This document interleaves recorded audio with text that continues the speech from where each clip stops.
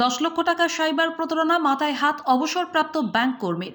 নিজের রাষ্ট্রায়ত্ত ব্যাংকের অবসরপ্রাপ্ত কর্মী, তারপরও সাইবার প্রতারণার শিকার। মাথায় হাত দুর্গাপুরের কোকোবেন থানা এলাকার নডিহা দক্ষিণায়নের দেবাশিস সরকারের। মোবাইলে আসা একটি লিঙ্ক আর কথোপকথন চালাতে গিয়ে অবসরপ্রাপ্ত ওই রাষ্ট্রায়ত্ত ব্যাংকের কর্মী ব্যাংক অ্যাকাউন্ট থেকে 10 লক্ষ টাকা উধাও। লিখিত অভিযোগ দায়ের কোকোবেন থানায়। 2021 সালে রাষ্ট্রায়ত্ত একটি ব্যাংকের শাখা থেকে অবসর নেন দেবাশিস বাবু। ঠিক করেছিলেন জীবনের কষ্টার্জিত টাকা নিরাপদে রাখবেন। চলতি বছরের 23শে অক্টোবর তার মোবাইলে একটি লিঙ্ক আসে। সেখানে তিনি যে রাষ্ট্রায়ত্ত ব্যাংকে কাজ করতেন সেই ব্যাংকের লোগো সাজানো একটি লিঙ্ক আসে। তাকে বলা হয় যদি তিনি অনলাইনে কোনো কিছু টাকা গচ্ছিত রাখতে চান তাহলে নিরাপদে রাখতে পারেন।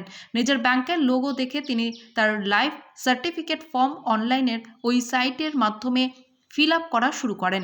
এরপর একটি ফোন আসে, তার কাছে বলা হয় খুব তাড়াতাড়ি তার একটি কাজ সম্পন্ন হবে।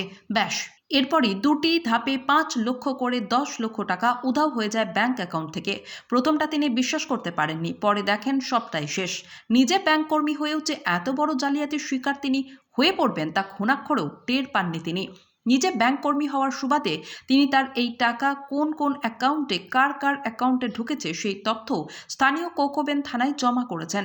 কিন্তু থানার তদন্তকারী আধিকারিক তাকে বারবার ঘোরাচ্ছেন বলে অভিযোগ। 2 মাস হতে চলল, এখনও সেই টাকার হদিশ না পাওয়ায় এখন দুশ্চিন্তায় গোটা পরিবারের উপর। নিজের একটা ভুলের যে এইভাবে চরম মাসুল দিতে হবে সেটা ভাবতে পারছেন না দুর্গাপুরের নডিহা দক্ষিণায়নের অবসরপ্রাপ্ত ব্যাংক কর্মী দেবাশিস সরকার বলেন, আমি সাইবার প্রতারণার শিকার হয়েছি। যে ব্যাংক থেকে টাকা তোলা হয়েছে সেই ব্রাঞ্চের নামও রয়েছে। পুলিশ চাইলে ব্যবস্থা গ্রহণ করতে পারে, কিন্তু 2 মাস হতে চলল, এখনও কোনো কাজ হয়নি। পুলিশের তরফ থেকে জানানো হচ্ছে তদন্ত শুরু হয়েছে। সাইবার দপ্তর টাকা উদ্ধারের চেষ্টা চালাচ্ছে। 5 লক্ষ 2 লক্ষ টাকা ভাগ হয়ে গেছে এবং দক্ষিণ 24 পরগনা বারুইপুর ওখানে। হ্যাঁ, এবার এই যে আমি মানে তারপর বললাম যে সহজেই তো ট্রেস করা যাচ্ছে লোকগুলোকে। দাঁড়ান, অনেক সময় ফেক অ্যাকাউন্ট খুলে তো। কবে হয়েছিল ঘটনাটা? 23শে অক্টোবর। 24 তারিখ থেকে দেখছেন আপনারা? 24 তারিখ থেকে আমি এই সমস্ত ডকুমেন্ট হাজির করেছি থানাতে। কত টাকা ডিডাক্ট কবে থেকে হতে শুরু করলো? ওরা আমার সঙ্গে দুটো 5 লক্ষ টাকা, আমার দুটো ফিক্সড ডিপোজিট প্রিমিয়াচিওর করেছে। প্রিমিয়াচিওর করে টাকাগুলো তুলে নিচ্ছে ফিক্সড ডিপোজিট। ওটা পাঞ্জাব ন্যাশনাল ব্যাংকের টাকাগুলো ছিল। Life certificate? আমি লাইফ সার্টিফিকেট ফর্মটা ফিল আপ করতে যাচ্ছিলাম, তো ফর্মটা ফিল আপ করতে গিয়ে তখন এই এত সব কাণ্ড হলো।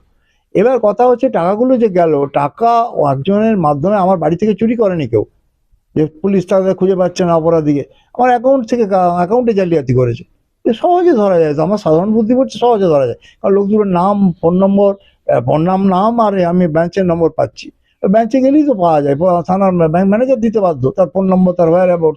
সে ফেক, আমি মানছি সে ফেক। যদি এই মেহেদি হোসেনের কথাটা ঠিকই হয়, হতেও পারে ঠিক, তো সে ফেক। কিন্তু তার তো ইন্ট্রোডিউসার একজন আছে। ব্যাংক অ্যাকাউন্ট তো এমনি এমনি হয় না, আমি গেলাম আর অ্যাকাউন্টটা খুলবে না তো, তার একজন ইন্ট্রোডিউসার লাগে। তো ইন্ট্রোডিউসারকে ধরা যেতে পারে। অর্থাৎ প্রশাসন যদি ধরে, আমি যদি আমার অ্যাকাউন্টে যদি 1 লক্ষ টাকা আসে, আমি সেই টাকাটার হিসাব দিতে বাধ্য। অ্যাকাউন্টে যদি টাকাটা আসে, তো এরা হিসাব দেবে না 10 লক্ষ টাকা।